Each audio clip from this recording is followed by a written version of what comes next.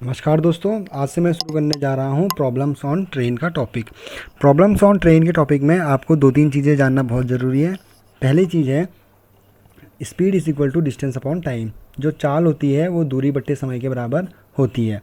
और दूसरी चीज़, अगर किलोमीटर पर आवर किसी की चाल है उसको आपने मीटर पर सेकंड में बदलना है तो आप क्या, जैसे कि मान लीजिए 40 किलोमीटर प्रति घंटा दिया है, उसको आप मीटर पर सेकंड में कैसे बदलते हैं? 40 गुणा 1000 बट्टे 60 गुणा 60। अगर आप इन दोनों को सॉल्व करेंगे, शॉर्ट फ्रैक्शन में लाएंगे तो ये आएगा 5/18। इसका मतलब ये है कि कोई भी चाल अगर दी होगी आपको किलोमीटर प्रति घंटे में, उसको आपको मीटर प्रति सेकंड में बदलना है तो आप डायरेक्ट 5/18 से उसे गुणा कर दीजिए। और ठीक इसका उल्टा, अगर कोई चाल मीटर पर सेकंड में दी गई है उसको किलोमीटर पर आवर में निकालना है तो आप 18/5 से मल्टीप्लाई कर दीजिए। ठीक है। और दूसरी चीज़, ट्रेन्स में क्या होता है, एक होता है शब्द रिलेटिव स्पीड, जिसका हिंदी में मतलब होता है सापेक्ष चाल। इसमें क्या होता है, अगर कोई दो ट्रेनें सेम डायरेक्शन में आ रही होगी तो उनकी चाल जो होगी वो आपस में माइनस होगी। अगर कोई ट्रेन सेम डायरेक्शन में आ रही होगी तो उनकी चाल क्या होगी? माइनस होगी। सेम डायरेक्शन में आ रही है तो माइनस होगी। अगर विपरीत दिशा से दो ट्रेनें आ रही है तो उनकी सापेक्ष चाल क्या हो जाएगी? आपस में प्लस हो जाएगी। ठीक है दोस्तों। और एक और चीज़ इसमें जानना बहुत ज़रूरी है, जहाँ पर को आपको ट्रेन की लंबाई दी होगी और प्लेटफॉर्म की लंबाई दी होगी, तो जो दूरी होगी वो क्या होगी? Train plus platform. जो दूरी होगी वो क्या होगी? Train plus platform. ठीक है, आपस में जुड़ेगी। जैसे मान लीजिए ये एक ट्रेन है और ये है प्लेटफॉर्म। अगर आपको दूरी निकालनी है तो क्या सिर्फ वो दूरी जो होगी वो सिर्फ क्या ट्रेन की ही होगी? नहीं। अगर ट्रेन जो है पहले यहाँ तक जाएगी, ट्रेन अपनी दूरी क्रॉस करेगी, साथ में प्लेटफॉर्म की दूरी भी तो क्रॉस करेगी ना, उसको ये भी तो क्रॉस करना पड़ेगा तभी तो ट्रेन आएगी। तो जो दूरी होगी वो क्या हो जाएगी? Train plus platform. दूरी क्या हो जाएगी? ट्रेन प्लस प्लेटफॉर्म हो जाएगी। चलिए अब चलते हैं क्वेश्चंस की ओर। दोस्तों, पहला क्वेश्चन दिया है 72 किलोमीटर प्रति घंटे को मीटर पर सेकंड में बदलिए। मैंने आपसे कहा था किलोमीटर पर आवर को मीटर पर सेकंड में बदलने के लिए डायरेक्ट 5/18 से गुणा कर दीजिए। 5/18 मैंने अभी थोड़ी देर पहले आपको बताया। तो 72 किलोमीटर है, मीटर पर सेकंड में बदलना है तो सीधा 5/18 से कर दिया है। 18 चक्को 72, 5 चक्को 20 मीटर पर सेकंड इसकी चाल हो गई। दूसरा है 90 किलोमीटर प्रति घंटा।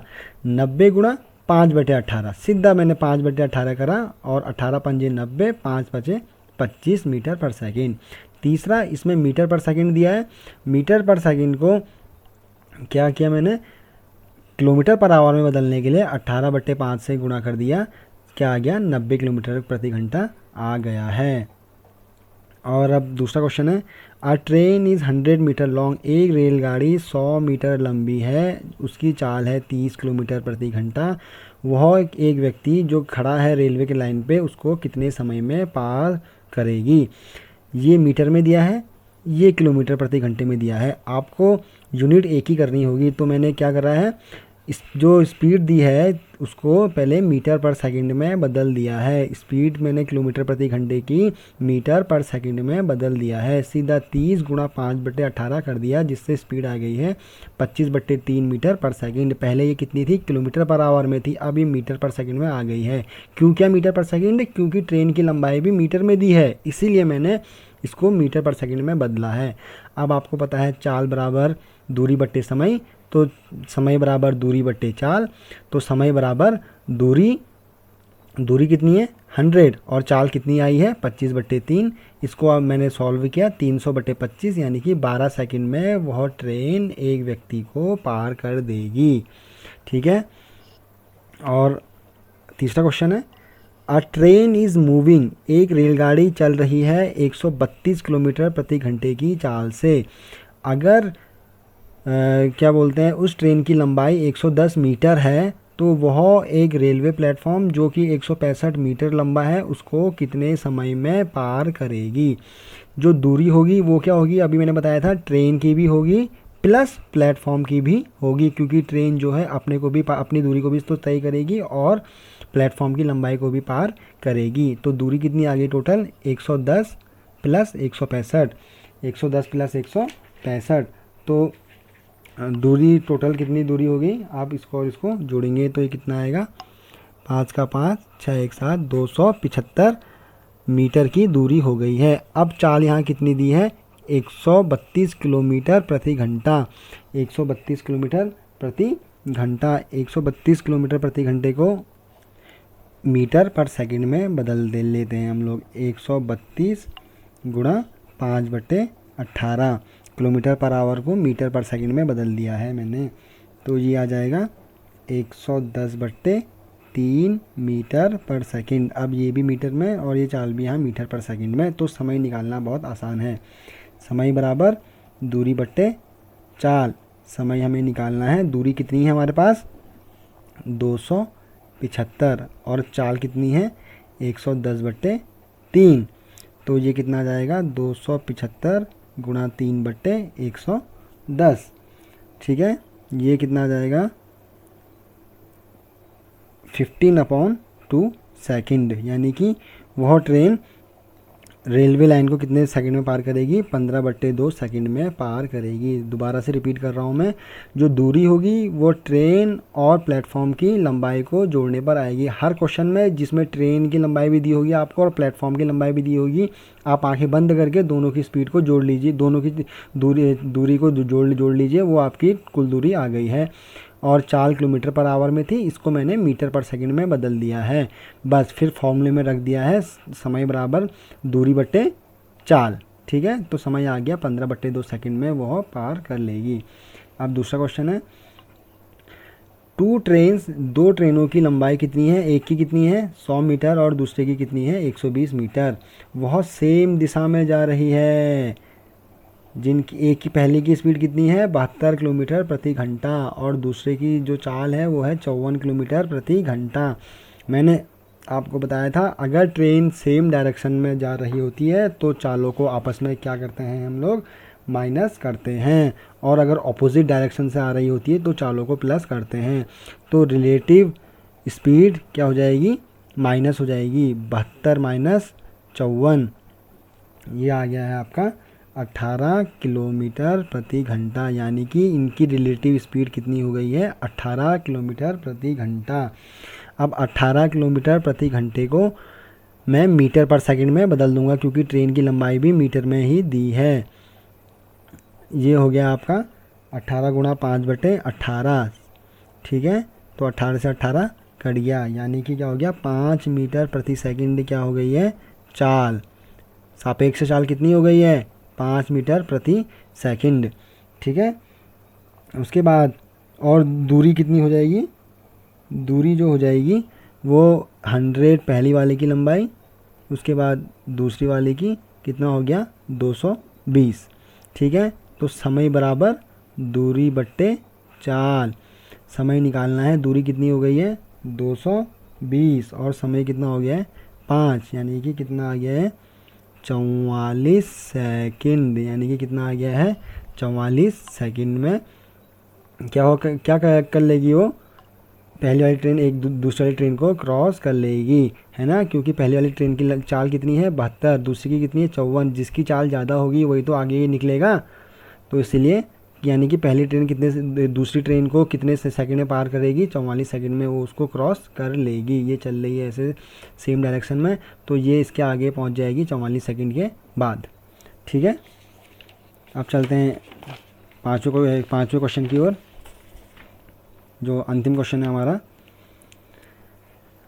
अ train 100 metre long takes 6 second. एक ट्रेन जिसकी लंबाई है 100 मीटर वह ले रही है 6 सेकंड एक खड़े हुए आदमी को पार करने में, और उसकी चाल कितनी है, उस आदमी की चाल 5 किलोमीटर प्रति घंटा है। एक ट्रेन है जिसकी चाल है 6 सेकंड में एक 5 किलोमीटर चलते हुए आदमी को अपोजिट डायरेक्शन में क्या करती है, पार कर लेती है। तो ट्रेन की चाल हमसे पूछी है। ठीक है, मैं क्वेश्चन दोबारा समझा रहा हूँ आपको। एक ट्रेन जिसकी लंबाई 100 मीटर है वह एक व्यक्ति को, जो व्यक्ति 5 किलोमीटर प्रति घंटे से चल रहा है पैदल, उसको 6 सेकंड में पार कर लेती है। और तो निकालना है हमें ट्रेन की चाल कितनी होगी। मान लीजिए कि ट्रेन की चाल कितनी है, x किलोमीटर प्रति घंटा, ठीक है। मान लीजिए कि और जो हो जाएगा, और सापेक्ष चाल कितनी हो जाएगी, relative speed. Relative speed opposite direction में है तो प्लस होगी, ठीक है। आदमी की कितनी है 5, ट्रेन की कितनी है x, है ना। तो ये क्या होगी, रिलेटिव स्पीड हो गई है, रिलेटिव स्पीड हो गई है। उसके बाद क्या होता है, speed equal to distance upon time. हमें क्या निकालनी है, ट्रेन की स्पीड निकालनी है, ठीक है। और दूरी की, हमारे पास दूरी कितनी है 100 है ना, ठीक है। और समय कितना है 5 + x, ठीक है। दूरी बट्टे 4, दूरी बट्टे नहीं, रुकिए यहाँ गलत हो गया। जो समय स्पीड जो है कितनी है वो 5 + x, ठीक है, बराबर दूरी कितनी है 100, और समय कितना ले रही है वो आदमी को पार करने में 6 सेकंड ले रही है, ठीक है, 6 सेकंड ले रही है। अब ये 5 + x जो यहाँ है ये तो किलोमीटर पर आवर में है, तो इसको मीटर पर सेकंड में बदलने के लिए मल्टीप्लाई कर लेते हैं हम, 5/18 से गुणा कर लेते हैं।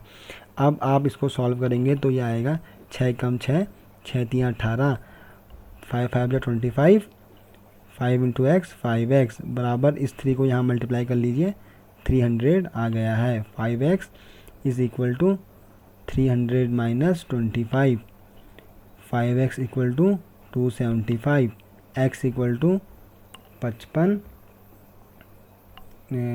Kilometre per hour, 55 kilometre per hour, ठीक है। आ गया आपको समझ में। मैं आपको दोबारा से बताता हूँ। एक ट्रेन जो 100 मीटर लंबी है, वह एक आदमी को जो 5 किलोमीटर प्रति घंटे की चाल से चल रहा है उसको 6 सेकंड में पार करती है, उसको 6 सेकंड में पार करती है, ठीक है। इसी मीटर पर सेकंड आ जाएगा आंसर, यहाँ का नोट कर दिया ना। हाँ, हम कहाँ पर थे, एक ट्रेन जो 100 मीटर लंबी है वह एक व्यक्ति को, एग्जाम्पल डायग्राम, एक ट्रेन जो 100 मीटर लंबी है वह एक व्यक्ति को पार कर रही है जो 5 किलोमीटर प्रति घंटे की चाल से चल रहा है, ठीक है। यहाँ को आ रहा है वो, उसको 6 सेकंड में पार करती है। तो ट्रेन की चाल निकालिए। माना कि ट्रेन की चाल x किलोमीटर पर घंटा है, रिलेटिव चाल क्या होती है, ऑपोजिट डायरेक्शन में प्लस होती है। 5 + x स्पीड मैंने कर दिया है।